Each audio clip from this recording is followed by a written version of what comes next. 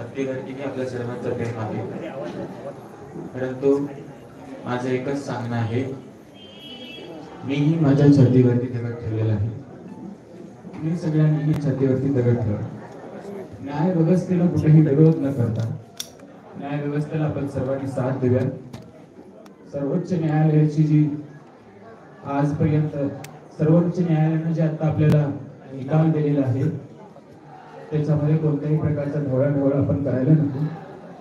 कारण एक संस्थान मठ आहे, समाजाचं नाव कोणत्याही पद्धतीने खराब होऊ नये, समाजाचं नाव कोणत्याही पद्धतीने खराब होऊ नये याची दक्षता आपण सर्वांनी घ्यायची आहे. जिने शासनाला जिवंत ठेवायचं आहे,